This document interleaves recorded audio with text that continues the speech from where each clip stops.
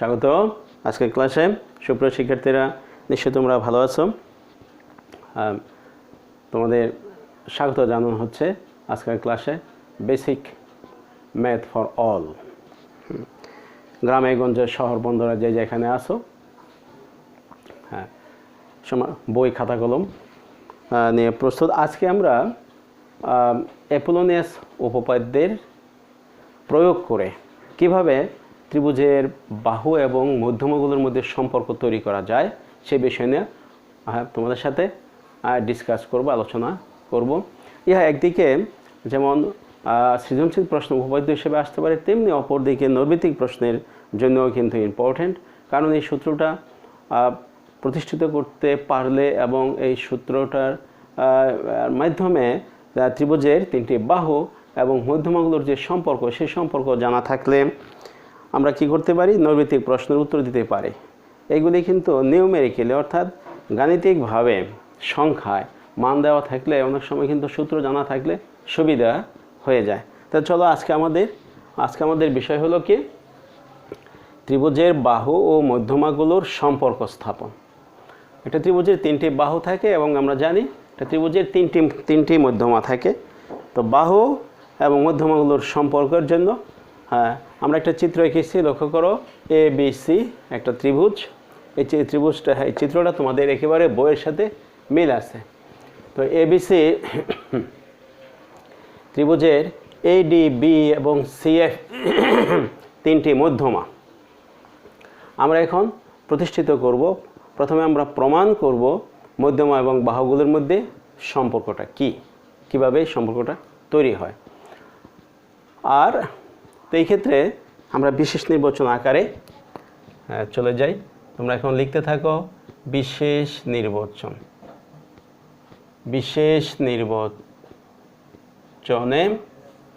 লিখি মনে করি ত্রিভুজ এ বি সি এ। শিক্ষার্থীরা, এইখানে এই ত্রিভুজটা যে কোনো ধরনের ত্রিভুজ কিন্তু হতে পারে। সূক্ষ্মকোণী ত্রিভুজ, স্থূলকোণী ত্রিভুজ, সমকোণী ত্রিভুজ, যে কোনো ত্রিভুজ হতে পারে। এর জন্য দুশ্চিন্তার কোনো কারণ নেই।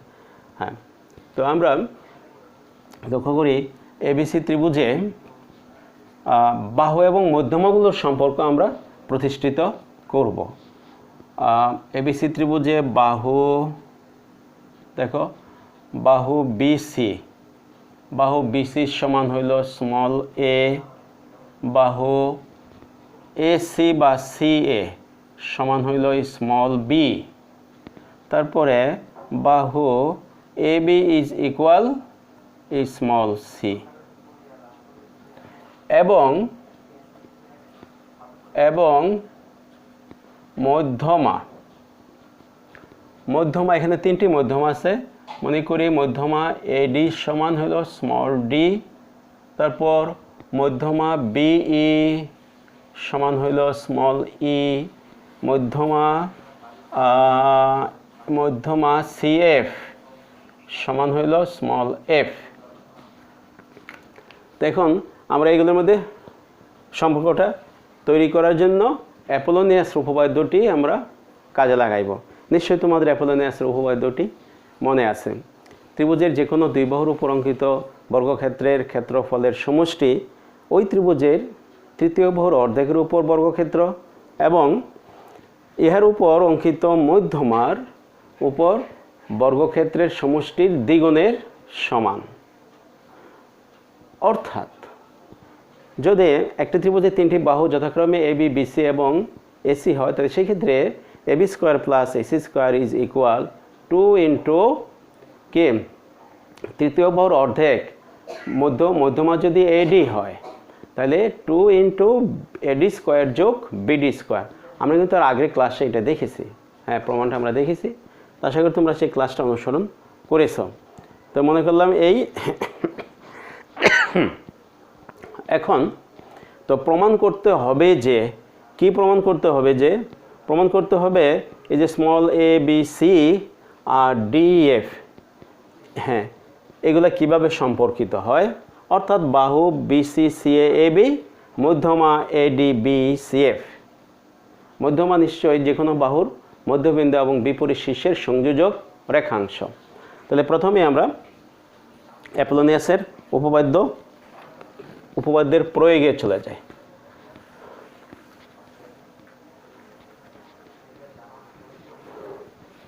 বিশেষ নির্বাচন তো আমি এটুকু লিখেছি। এখন প্রমাণের বিষয়টা কি? তো প্রমাণের বিষয়টা হলো আমরা এইভাবে লিখব, এখানে স্মল এ বি সি মানে তিনটি বাহু এবং মধ্যমা তিনটি হইল ডি ই এফ এর সম্পর্ক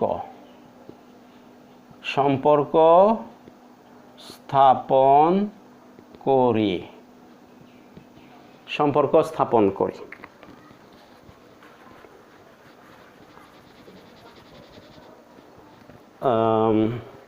তাহলে আমরা ত্রিভুজ এবিসি এ কি করব?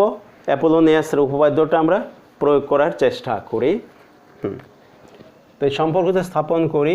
তো এখানে এটাকে আমরা প্রমাণ হিসাবে ধরে নিই।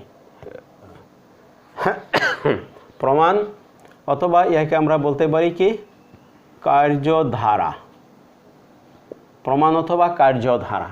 আচ্ছা, লক্ষ্য করো, স্টেপ 1-এ আমরা দেখব এই যে ত্রিভুজ এবিসি এ ত্রিভুজ এবিসি এ অ্যাপোলোনিয়াসের উপপাদ্য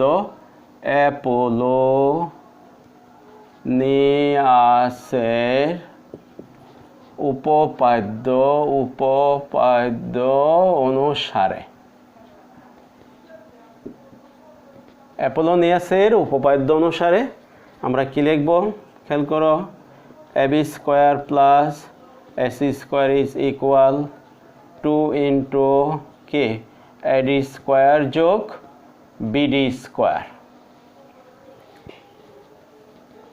এই হলো অ্যাপোলোনিয়াসের উপপাদ্য। অ্যাপোলোনিয়াসের উপপাদ্যটা আমরা কাজে লাগানোর চেষ্টা করব। তো এখন আমরা লিখতে পারি, বা অ্যাবিটা কি ছিল? অ্যাবিটা হলো স্মল সি, তাহলে সি স্কোয়ার প্লাস এসিটা কি ছিল? Small B. C square plus B square is equal to, এখানে আমরা খেয়াল করি এডি মধ্যমাকে আমরা স্মল অক্ষর ডি দিয়ে প্রকাশ করেছিলাম, D square plus BD. D তো হলো বিসি এর মধ্যবিন্দু, কে এম আই রাইট? ডি হলো বিসি এর মধ্যবিন্দু। তো বিডি মোসির মধ্যবিন্দু যদি হয়, আমরা বিসিকে প্রকাশ করেছি কি দ্বারা? এ দ্বারা প্রকাশ করেছি। তাহলে নো ডাউট বিডি কি হবে? a/2 হবে, বা এইটুকু হবে কি a/2। ঠিক আছে? তাহলে বিসিটা হলো কে? এ। তাহলে আর বিডিটা কি হবে? বিডি হবে কি bc/2, তার উপর হবে হোল স্কয়ার। তো এটাকে আমরা এইভাবে লিখতে পারি 2 into D square plus BC হইল এ, তাহলে a/2 হোল স্কোয়ার। তো তার ক্যালকুলেশানে এইভাবে আসবে। সাথে সাথে ক্যালকুলেশানটা করে ফেলো, তোমরা ক্যালকুলেশানটা করো, তাহলে সহজ হয়ে যাবে। তো এইখানে খেয়াল করো 2 into D square plus a square by 4। আমরা হিসাবটা কিন্তু এখান থেকে আনছি। 2 into D square plus a/2 whole square মানে কি? a square by 4। তারপর আমরা এখান থেকে কি বের করব? আমরা এখান থেকে মধ্যমাটাকে নিয়ে আসার চেষ্টা করব। তাহলে এটাকে যদি আমি রাইট সাইডে দেই, 2 ইন্টু লসাগু কত? এর ভিতরে লসাগু কত হবে? লসাগু হলো 4। তা লসাগু 4 হলে কি হবে? 4 D square plus a square. ওকে, এই 2 দ্বারা 4কে ভাগ করো, 2 দুগুণে কত? 4। ভাগ করে দিলাম। বা আমরা লিখবো এখানে কি b square plus C square. C square plus B square, বিটা আগে লিখলাম ক্রম অনুযায়ী। আর ডান পাশে তোমার লক্ষ্য করো, ডান পাশে কি থাকে? ডান পাশে হইল 4 D square plus K? 4 D square plus a square by 2, 4d square plus a square by 2, this symbol a, বা আমরা যদি কোনাকুনি গুণ করে দেই তাহলে কি হবে 4d square plus a square সমান 2 into b square plus c square। এখানে কিন্তু আমরা r গুণ করেছি, হ্যাঁ। ডিয়ার স্টুডেন্টস, সবসময় মনে রাখতে হবে যে গণিতে ক্যালকুলেশন কিন্তু খুব গুরুত্বপূর্ণ একটা বিষয়। হিসাবপত্র মানে এখানে যোগ বিয়োগ গুণ ভাগ আর গাণিতিক যে সকল প্রক্রিয়া রয়েছে সেই প্রক্রিয়াগুলো, হ্যাঁ, সব সময় আমরা যদি ক্যালকুলেশনে থাকি তাহলে প্রক্রিয়াগুলো আমাদের আয়ত্তে থাকবে। তো আমরা এইটুক বের করলাম, আমরা একটু সামনের দিকে প্রসিড হই। হ্যাঁ, ধাপ একই কিন্তু আমরা এখন আসি। ধাপ দেওয়াটা সেটা হলো ইচ্ছের উপরে নির্ভর করে, আমি আমার মতো করে কে বর্ণনা করছি। যদি এটার প্রমাণ আসে তাহলে এই পদ্ধতিতে আগানো যেতে পারে। নাও আমরা এখানে কি লিখব, 4d স্কোয়ার সমান 2 ইন্টু, খেয়াল করো, b square plus c square. ওই যে বাম পাশে a স্কোয়ার আছে, এই স্কোয়ারটাকে আমরা ডান পাশে নিয়ে গেলাম, ব্যাস। তো এখান থেকে একটা বিষয় অত্যন্ত পরিষ্কার, সেটা কি দেখো, একটি মধ্যমার বর্গের 4 গুণ সমান, হ্যাঁ, এই মধ্যমাটা যে বাহুর উপর ওটা বাদ দিয়া বি স্কোয়ার প্লাস সি স্কোয়ারের দ্বিগুণ থেকে এ স্কোয়ার বিয়োগ করতে হবে। অর্থাৎ যে বাহুর দৈর্ঘ্য হলো স্মল এ তার বর্গটা বিয়োগ করতে হয়েছে। একটু মাথায় নেওয়ার চেষ্টা করো, হ্যাঁ, মানে একটু মাথায় নেওয়ার চেষ্টা করো, একদম মুখস্থ করতে হবে না, নেবার কখনোই না, মুখস্থ করতে হবে না।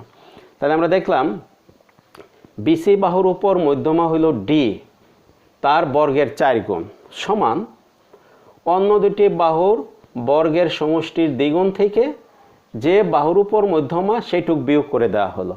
এখানে একটা সূত্র, আমরা যদি খেয়াল করি আমরা কিন্তু এটাকে কি এভাবে আমরা লিখতে পারি কি 4d square is equal 2 into B square plus C square minus A square.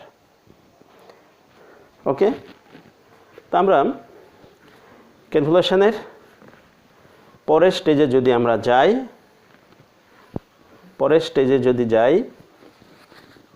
খেয়াল করো স্টেপ 2 লিখি। একইভাবে আমরা কিন্তু এইটুকু লিখতে পারি।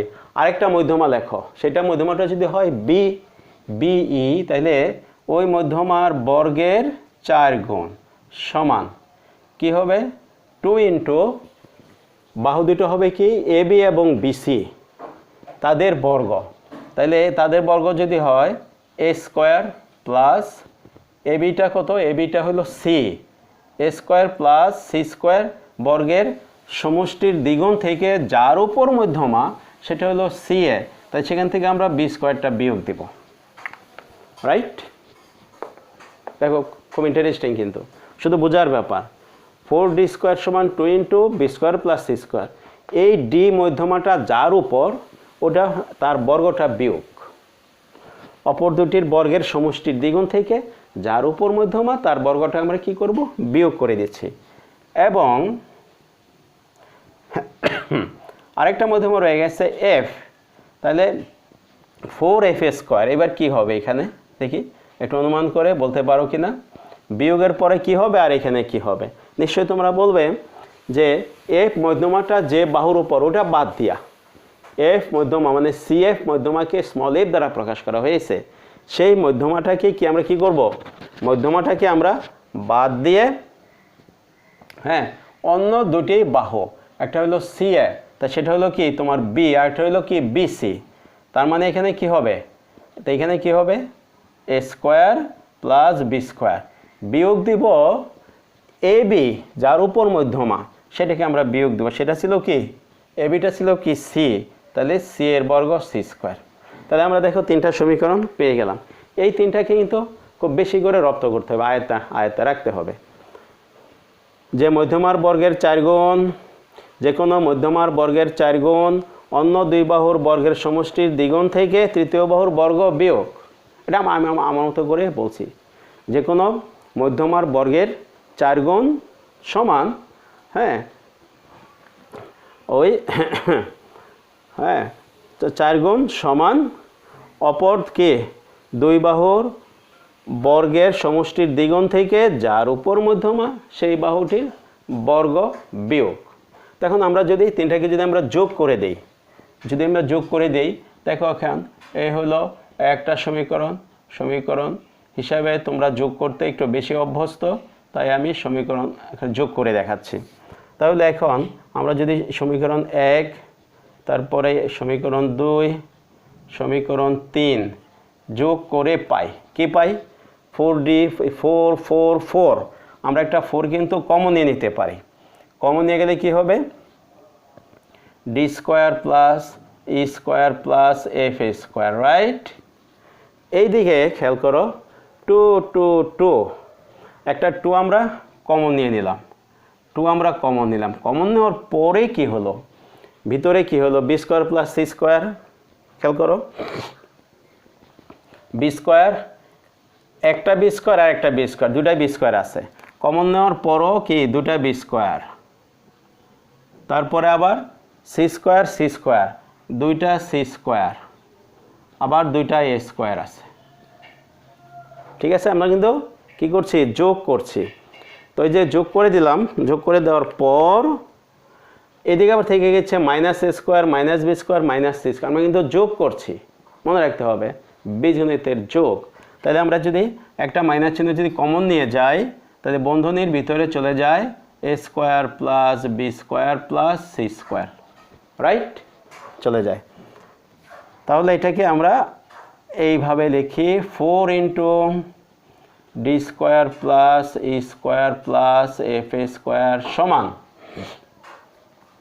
খেয়াল করো এখানে আমরা দেখি এই যে টুটাকে যদি আমরা বাইরে বের করে নিয়ে আসি, তাহলে ব্যাপারটা কি দাঁড়ায়? যদি আমরা বাইরে বের করে নিয়ে আসি, 2 আর কি 2 আরও হলো 2, তাহলে ভিতরে কি থাকে? a square plus b square, হ্যাঁ খেয়াল করো, plus c square minus 1 into a square plus b square plus c square. তার বামে একটা 1 আছে, রাইট? লিখতে পারি তোমরা নাকি? তো এইখানে খেয়াল করো, 2 ইন্টু 2, 2 দুগুণে 4, তাহলে 4টা a square b square c square থেকে একটা square b square c square বিয়োগ যাবে। 4টা 4 a square b square c স্কয়ারের সমষ্টি থেকে 1 a square b square c স্কয়ারের সমষ্টি বিয়োগ, অর্থাৎ a square plus b square plus c স্কয়ারের সমষ্টির 4 গুণ থেকে a square plus b square plus c square এর সমষ্টির 1 গুণ বিয়োগ যাবে। 4 থেকে 1 মাইনাস একটা কাঠি পড়ে গেল, থাকলো 3টা। তার মানে এখানে আমরা কি লিখব? 3 into a square plus b square plus c square, আর বাম দিকে কি থাকে? 4 into d square plus e square plus কি f স্কয়ার। তাহলে এইটুকু থেকে আমরা একটা সামারি দিতে পারি। কোনো ত্রিভুজের মধ্যমাগুলোর বর্গের সমষ্টির 4 গুণ সমান ওই ত্রিভুজের কে বাহুগুলোর বর্গের সমষ্টির 3 গুণের সমান। বাংলা তোমরা এটা টেনে টেনে পড়বে। কোনো ত্রিভুজের কে বাহুগুলোর বর্গের সমষ্টির 3 গুণ হলো সমান ওই ত্রিভুজের মধ্যমা তিনটির বর্গের সমষ্টির 4 গুণ। এগুলো ভাষায় প্রকাশ হয়ে গেল। কোনো ত্রিভুজের বাহুগুলোর বর্গের সমষ্টির 3 গুণ সমান ওই ত্রিভুজের মধ্যমাগুলোর বর্গের সমষ্টির 4 গুণ। এখন ডিয়ার স্টুডেন্টস, আমরা এবার লাস্ট স্টেজে যাব। তাহলে দেখো সম্পর্ক কিন্তু তৈরি হয়ে গেল, সম্পর্ক কিন্তু প্রতিষ্ঠিত হয়ে গেল এইখানে। কিন্তু এই ত্রিভুজটা যদি স্পেশাল একটা ত্রিভুজ যদি হয়, সেটা কীরকম? স্পেশাল ত্রিভুজ বলছি কেন এখানে? কারণ সেই ত্রিভুজটার নাম হলো সমকোণী ত্রিভুজ। এই ত্রিভুজটা যদি সমকোণী ত্রিভুজ হয়, তাহলে ব্যাপারটা কি দাঁড়াবে? যদি সমকোণী ত্রিভুজ হয়, যদি যদি ত্রিভুজ এবিসি সমকোণী হয়, যদি সমকোণী হয়, এই ত্রিভুজটি যদি সমকোণী হয়, তাহলে আমরা কি লিখব? সমকোণী যদি হয় তাহলে আমরা লিখব বি স্কোয়ার। যদি বি স্কোয়ার হয়, তবে বি স্কোয়ার সমান কি হবে? C square plus a square, right? আমি দেখো ডান পাশে একটা চিত্র এঁকেছি, এটা সমকোণী ত্রিভুজ। বাহুর পরিমাপ ঠিক আছে, সবই ঠিক আছে। ত্রিভুজটা যদি সমকোণী হয় তাহলে এই ক্ষেত্রেও আমরা তিনটা মধ্যমা এইভাবে আঁকতে পারতাম, তিনটা মধ্যমা এইভাবে দেখাইতে পারতাম আমরা। এই হলো মধ্যমা। তাহলে কি সম্পর্কটা হবে? এখানে আমরা শুধু বসিয়ে দিব। কি বসাইব? হয় সমকোণ, তাহলে এই হয়। অতএব আমরা লিখতে পারি না 4 ইন্টু কে ডি স্কোয়ার প্লাস ই স্কোয়ার প্লাস এফ স্কোয়ার তার সমান 3 ইন্টু, দেখো সি স্কোয়ার প্লাস এ স্কোয়ারের পরিবর্তে কি লিখব? B square. একটা বি স্কোয়ার আছে প্লাস আর একটা বি স্কোয়ার, তার মানে হলো 3 ইন্টু 2 বি স্কোয়ার, তার মানে হলো 6 b square, right? 6 b square. খেয়াল করে এখানে বি স্কোয়ার আসলো কীভাবে? এই যে সি স্কোয়ার আর এ স্কোয়ারের সমষ্টি হলো কি? B square. তো একটা বি স্কোয়ার যোগ আরেকটা বি স্কোয়ার, তাহলে 3 ইন্টু 2 বি স্কোয়ার মানে 6 বি স্কোয়ার। এখন উভয় পক্ষকে আমরা কি করি? উভয় পক্ষকে যদি আমরা 2 দিয়া ভাগ করে দিই তাহলে এখানে কি হবে? 2 into D square plus E square plus F square is equal কি হবে? 3 বি স্কোয়ার। 3 b square. বিটা হলো কিন্তু অতিভুজ। আমরা কি করেছি? উভয় পক্ষকে 2 দ্বারা ভাগ করে, তাহলে এই যে এখন সমীকরণটা দাঁড়াইলো, এই সমীকরণ থেকে আমরা কি বলতে পারি? এই সমীকরণ থেকে আমরা বলতে পারি যদি ত্রিভুজটি সমকোণী হয় তাহলে সমকোণী ত্রিভুজের অতিভুজের কে বর্গের 3 গুণ, অতিভুজের বর্গের 3 গুণ সমান মধ্যমাগুলোর বর্গের সমষ্টির দ্বিগুণ, মধ্যমাগুলোর বর্গের সমষ্টির দ্বিগুণ। তাহলে এখানে ভাষা, আমরা এখানে একটা ভাষা দিতে পারি, ভাষায় লিখতে পারি। সেটা কি? তা হলো মধ্যমাগুলোর ভাষা হলো এরকম, সেটা হলো এরকম: সমকোণী ত্রিভুজের ক্ষেত্রে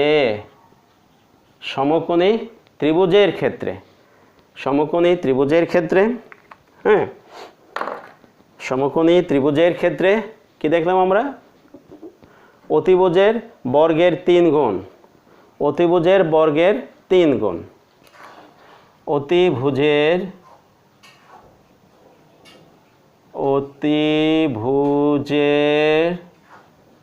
বর্গের কয় গুণ?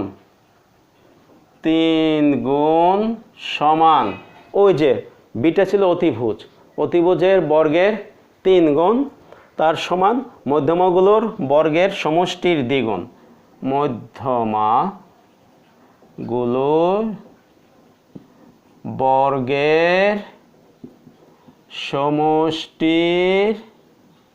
মধ্যমাগুলোর বর্গের সমষ্টির কি? দ্বিগুণ। এই একটা ইকুয়েশন হয়ে গেল, মধ্যমাগুলোর বর্গের সমষ্টির দ্বিগুণ। তাই এই হলো যে ত্রিভুজের বাহুগুলো এবং মধ্যমাগুলোর মধ্যে সম্পর্ক। যদি সেটা সমকোণী ত্রিভুজের কথা বলে তখন শুধু এইটুকু মনে রাখতে হবে, 3 ইন্টু বি স্কোয়ার, 3 ইন্টু অতিভুজের স্কোয়ার সমান মধ্যমাগুলোর বর্গের কি? সমষ্টির দ্বিগুণ। এই সূত্রটা মনে রাখলে তোমরা নৈর্ব্যক্তিক প্রশ্নের উত্তর কিন্তু দিতে পারবে। হ্যাঁ, একটু সম্পর্ক থেকে যে কোন সমকোণী ত্রিভুজের বাহু ও মধ্যমার ক্ষেত্রে কোন সম্পর্কটি সঠিক, এ ধরনেরও প্রশ্ন হয় অনেক সময়। আবার অনেক সময় যে সম্পর্ক দেখানো হইল, তাদের ক্ষেত্রে আমাদেরকে সাহায্য করেছে অ্যাপোলোনিয়াস উপপাদ্য, এই প্রমাণটা করতে সাহায্য করেছে। তাছাড়া পরবর্তী ক্ষেত্রে এখানে আমরা ধাপ 3 লিখতে পারি, স্টেপ 3। যদি ত্রিভুজটা সমকোণী হয় তাহলে পিথাগোরাস উপপাদ্য, সমকোণী ত্রিভুজ হলেই তো আমরা পিথাগোরাস উপপাদ্য কাজে লাগাতে পারি, অর্থাৎ অতিভুজ স্কয়ার সমান লম্ব স্কয়ার যোগ ভূমি স্কয়ার। তাহলে এই যে কাজটুকু আশা করি তোমাদের কাছে অত্যন্ত প্রাণবন্ত হয়েছে। তাহলে সুপ্রিয় শিক্ষার্থীরা, এটা একটু বেশি প্র্যাকটিস করো। যত বেশি প্র্যাকটিস করবে নিজের হাতটা খুলে যাবে। হ্যাঁ, পারস্পরিক বন্ধুদের মধ্যে শেয়ার করো। হ্যাঁ, একটু ভালো লাগলে লাইক দাও। হ্যাঁ, সাবস্ক্রাইব করো। তো সবার সুস্বাস্থ্য এবং সার্বিক মঙ্গল কামনা করে আজকে এখানে রাখছি। পরের ক্লাসের জন্য নিশ্চয়ই তোমরা অবশ্যই প্রস্তুত থাকবে।